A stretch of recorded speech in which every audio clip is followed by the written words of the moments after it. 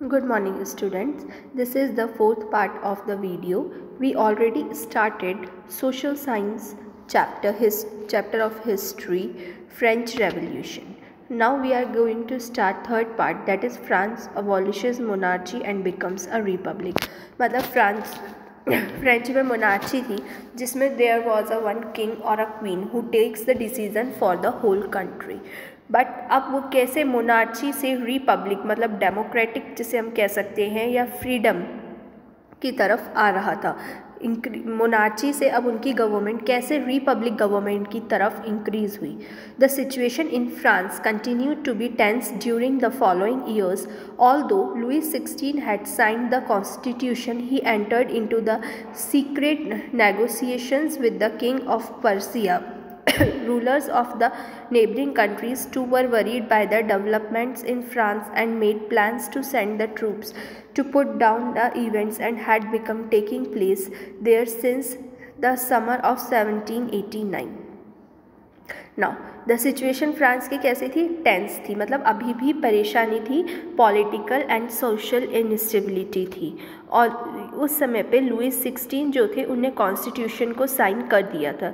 He entered into the secret negotiations with the king of Persia. कुछ उनके secret negotiations होते थे जैसे कि किंग ऑफ पर्शिया के साथ, मतलब कुछ secret relations. Rulers of the other neighbouring countries to were worried. इसलिए जो नेबरिंग कंट्रीज थी मतलब उनकी आसपास की कंट्री थी उनको भी चिंता हो गई थी. By the development of France had made plans to send troop कि वहाँ डेवलपमेंट होने लगा था.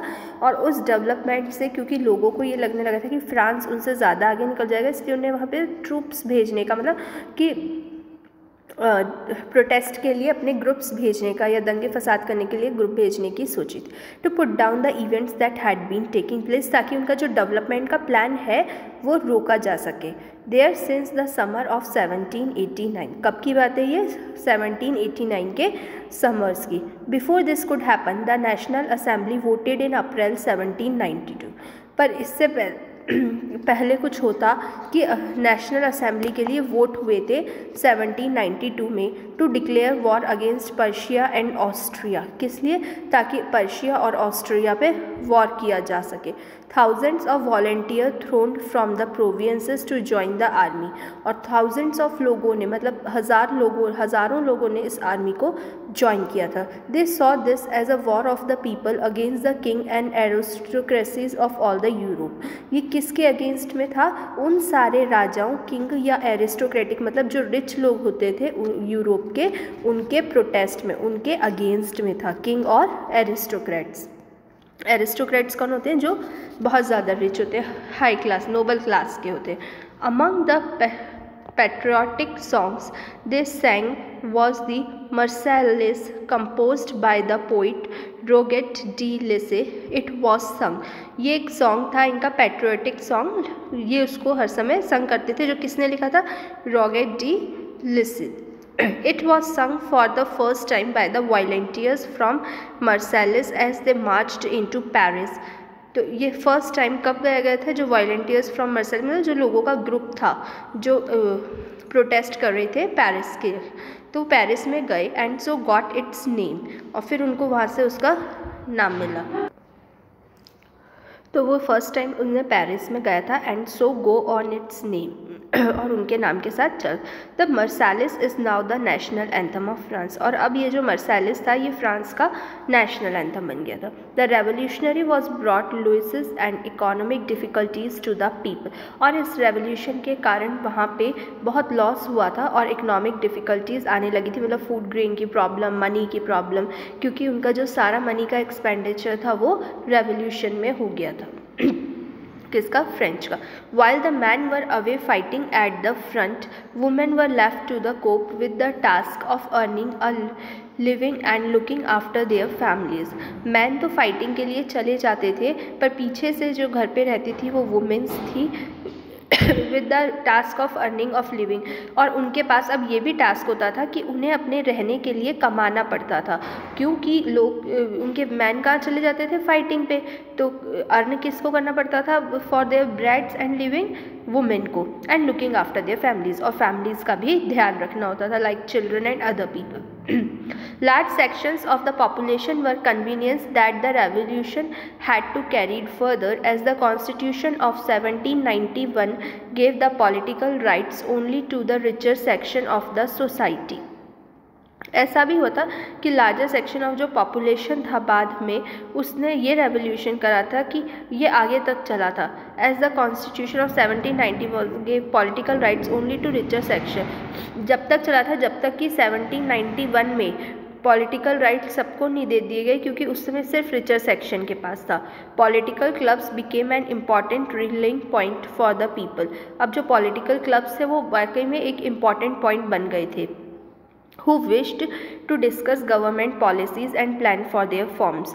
जहाँ पे पॉलिटिकल ग्रुप्स में क्या डिस्कशन किया जाता था कि उनके आगे क्या प्लान्स होंगे एंड पॉलिसीज़ होंगी डेवलपमेंट के लिए.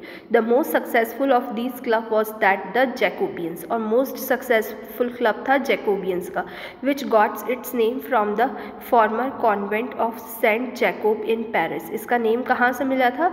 Convent of Saint Jacob in Paris से. Women too who had been active throughout this period formed their club. Section 4 of this chapter will tell us. अभी हमें ये सेक्शन 4 में पता चलेगा कि वुमेन ने भी अपना ग्रुप बना के अपने ओपिनियंस रखे थे कि वो भी इसमें हेल्पफुल करेंगी और अपने ओपिनियंस को रखेंगी. The members of the Jacobean Club belonged mainly to less prosperous sections of the society. जो जैकोबियन क्लब के मेंबर होते थे वो लेस प्रॉस्परस सोसाइटी के मेंबर्स होते थे, मतलब कि ज़्यादा एरिस्टोक्रेटिक या रिच नहीं होते थे. दे इंक्लूडेड स्मॉल, लाइक कौन कौन होते थे? Small shopkeepers, artisans, shoe makers, pastry cooks, watch makers, printers, as well as servants and daily wage worker.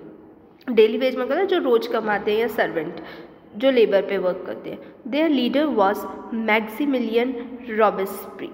कौन थी उनकी लीडर? Maximilian Robespierre. A large group of among the Jacobian decided to start wearing long strip trouser similar to those worn by the dock workers. वो कैसा dress trouser wear करने लगे थे? Same जैसा कि डॉक वर्कर्स करते थे. This was the themselves part of the fashionable session. ये डॉक वर्कर्स कहते हैं वो ड्रेस जो अपने आप में एक फैशनेबल सोसाइटी को दिखाता है. तो उस ही ड्रेस को वो सेम लोग वियर करने लगे थे ताकि जो डिफरेंस है between aristocrats and other people वो ख़त्म किया जा सके, specially difference between noble and normal में. Who were knee beaches. It was a way of proclaiming the end of the power wielded by the wearers of knee breeches. तो वो क्या करना चाहते थे? जो डिफरेंस था उसको एंड करना चाहते थे. These Jacobians came to be known as the sans-culottes, literally meaning those without knee breeches. मतलब कि इनको sans-culottes बोलते थे, वो लोग जो मतलब कि नी के बीचेस के जो उनका ड्रेस होता है, ट्राउज़र होता था, वो कहाँ तक होता था? नी तक. तो मतलब जो उसके sons culottes man wore in addition the red cap that. जैसे हम ये फ़ोटो देख सकते हैं कि उनका ड्रेस जो होता था ऊपर का ट्राउज़र कहाँ तक होता था? नी तक होता था. Sons culottes man wore in addition the red cap that symbolize liberty. Red cap क्या सिंबल करती थी? लिबर्टी का सिंबल थी. Women however were not allowed to do so. But womens को ये सब करने की अलाउंस नहीं होती थी. In the summer of 1792 the Jacobians planned an insurrection of a large number of Persians who were angered by the short supplies and high prices of food. अब 1792 के समर्स में क्या हुआ था? जैकोबियन ने इंसर्क्शन का प्लान किया था कि भाई वो एक जगह इकट्ठे होंगे सारे और डिस्कशन करेंगे. A large number of Persians who were angered by the, पर वो कैसे एंगर्ड हो गए थे? शॉर्ट सप्लाई ऑफ फूड की. पहले तो फूड की शॉर्टेज हो गई और प्लस में फूड के जो प्राइजेस थे वो भी हाई हो गए.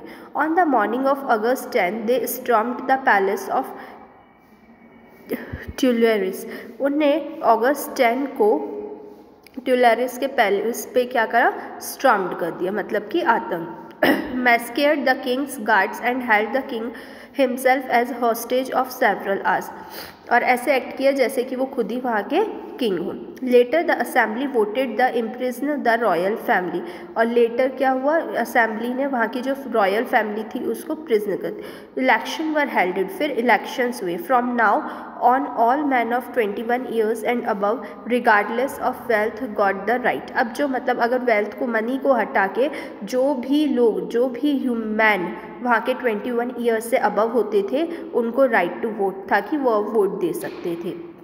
मतलब जो पहले वेल्थ के टैक्स या सैलरी के अकॉर्डिंग होता था वो चेंज हो गया था। The newly elected assembly was the convection.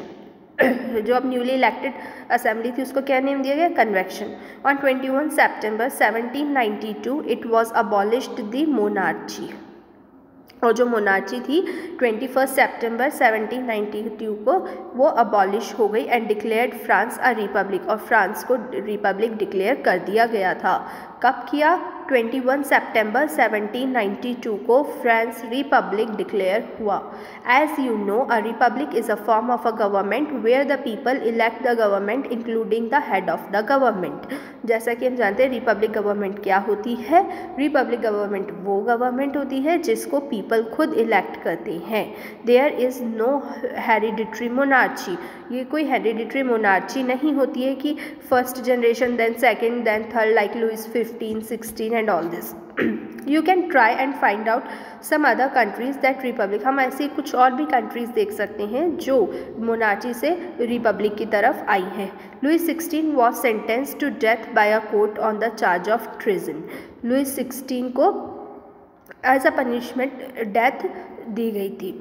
On 21 January 1793 he was excused publicly at the place de la Corde. The Queen Mary Antoinette meet with the same fate shortly after.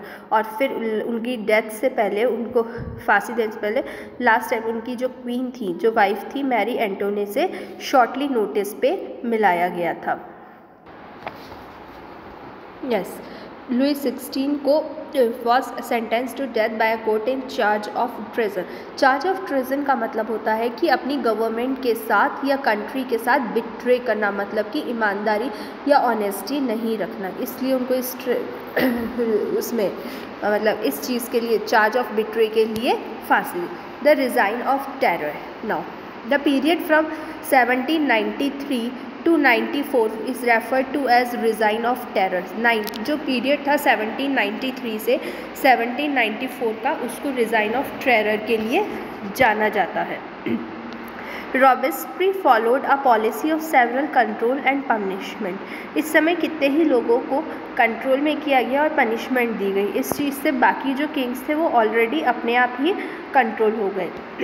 All those whom he saw being enemies of the republic, ex-nobles and clergy members of other political parties, even members of his own party who do not agree with these methods were arrested, imprisoned and then tried by a revolutionary tribunal.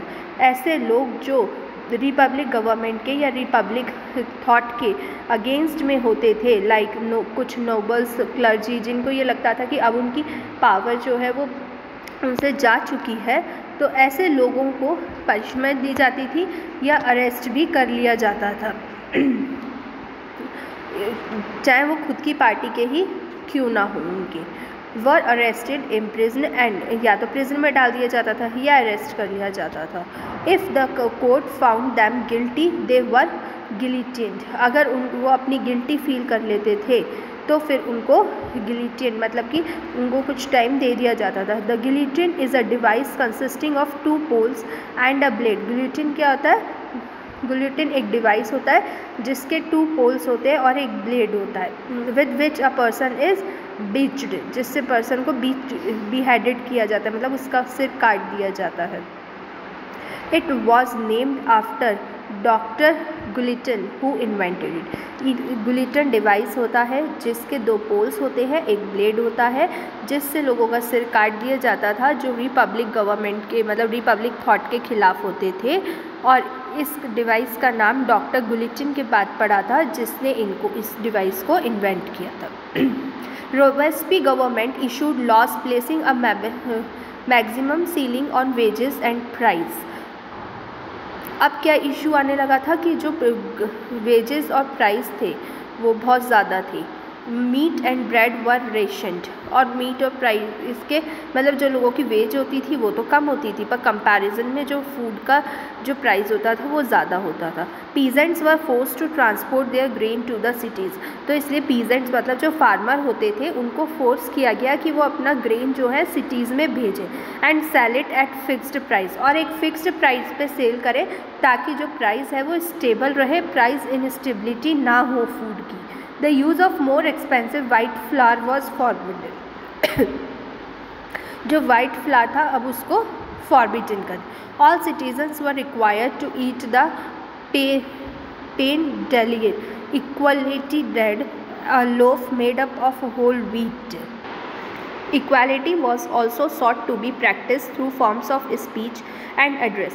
अब लोगों को इस चीज़ से address किया गया था कि equality रखें। Instead of traditional monsters sir and madam, all French man and women were henceforth citoyen and citizen. अब सबको मैडम सर की जगह क्या यूज़ करने होते हैं, सिटियन या सिटियने, मतलब citizens. All are citizens of the country, मतलब सबको सिटीज़न कंसिडर किया जाता था। Churches were shut down and their buildings converted into barracks और ऑफिसेज, और जो चर्चेज थे उनको बंद करवा दिया गया और वहाँ ऑफिसेज खुल गए। Robespierre pursued his policies so relentlessly that even his supporters began to demand moderation. अब लोगों की पॉलिसीज़ में क्या डिमांड होने लगी थी, किस चीज़ को वो लोग सपोर्ट कर रहे थे, मॉडर्नाइजेशन को, मॉडर्निटी को।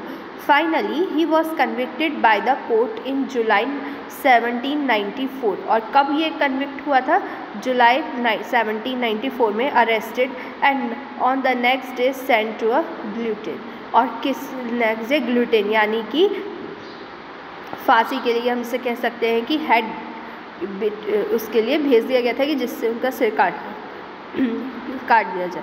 क्यों, क्योंकि लोग क्या चाहते थे अब, इक्वालिटी के बाद मॉडर्नाइजेशन।